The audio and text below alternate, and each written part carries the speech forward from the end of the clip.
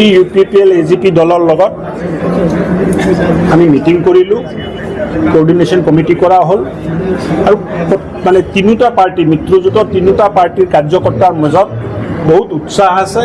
সকলোৱে একগোট হৈ মিত্ৰজোঁটৰ পাৰ্টিক বিপুল ভোটত জিকাম বুলি সংকল্প লৈছে আৰু অহা দিনবোৰত দিনে ৰাতি একেলগত কাম কৰি আমি এই সংকল্পটো সম্পূৰ্ণ কৰিম বুলি আমি সিদ্ধান্ত লৈছোঁ। প্ৰাৰ্থী কোনোবা এইটো সময়মতে গম পাব আপুনি। কথা ওলাই আছে যে PTC নিৰ্বাচন আগুৱাব পাৰে, PTC যি পৰিষদীয় নিৰ্বাচন। দাদা, এতিয়া আজি মোৰ এজেণ্ডাত আছিলে চিডলি উপ নিৰ্বাচন আৰু গোটেই 3 ঘণ্টা জোৰা মিটিং চিডলি উপ নিৰ্বাচনক লৈ চলিলে। আপোনাৰ তাত যদি কিবা বেলেগকৈ খবৰ আছে মই ক'ব নোৱাৰিম, মোৰ তাত তেনেকুৱা কোনো খবৰ নাই। আৰু এটা প্ৰশ্ন যে সোণাপুৰত যি উচ্ছেদ অভিযান উচ্ছেদ লৈ পেলাই কংগ্ৰেছে বিভিন্ন ধৰণৰ কথা কোৱা পৰিলক্ষিত কি ক'ব? অসমৰ বনভূমি, সংৰক্ষিত ভূমি, ট্ৰাইবেল বেল্ট এণ্ড ব্লক, জনজাতীয় লোকসকল থকা অঞ্চল এইবোৰ বেদখল হ'ব নালাগে। কাৰণ এই জনজাতি সমাজে বহুত অগ্ৰাসনৰ সন্মুখীন হৈ আহিছে। বিভিন্ন অঞ্চলত আন্দোলন চলিলে, যুৱকসকলে অস্ত্ৰ হাতত ল'লে, বহুত মানুহৰ মৃত্যু হ'ল, বহুত ডেকা ল'ৰাৰ মৃত্যু হ'ল।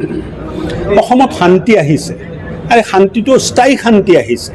এই অঞ্চলবোৰ যদি বেদখল হ'ব তেখেতসকলে মনত কষ্ট পাব আৰু জনজাতীয় মানুহক, ভূমিপুত্ৰ খিলঞ্জীয়া মানুহক মনত কষ্ট দিয়া কোনো কাম হিমন্ত বিশ্ব শৰ্মা চৰকাৰে নকৰে আৰু কোনোবাই যদি এই জনজাতীয় মানুহখিনিক কষ্ট দিয়া কোনো কাম কৰিব তাক কঠোৰ হাতৰে দমন কৰা হ'ব।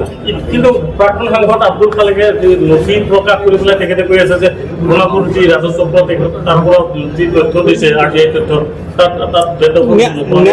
ন্যায়ালয়ে আছে, ন্যায়ালয়ে বিচাৰ কৰিব তেনেকুৱা যদি কিবা তথ্য আছে তেখেতৰ হাতত। তেখেত ন্যায়ালয়ত যাব লাগে।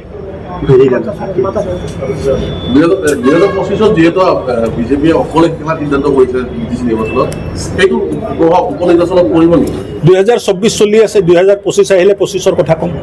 যেহেতুকে দেখা গৈছে BTCৰ কাৰ্যবাহী সদস্য অৰুণ কুমাৰ দেৰ বিৰুদ্ধে কেইবাটা অভিযোগ উত্থাপন হৈছে, হোৱাৰ বাবে হাৰি যাব নেকি? অৰুণ কুমাৰ দে দুজন সাধাৰণ মানুহক মাৰপিট কৰাৰ ঘটনা পোহৰলৈ আহিছে, থানাত FIR দিয়া হৈছে, চৰকাৰী কৰ্মচাৰীক মাৰপিট কৰিছে, কিন্তু ৰাইজে প্ৰশ্ন কৰিছে হোৱাৰ বাবে হাৰি যাব নেকি? মইতো তেনেকুৱা এতিয়া হয়তো হৈছে ঘটনাটো, কিন্তু মোৰ নলেজত নাই কাৰণে মই কমেণ্ট নকৰোঁ।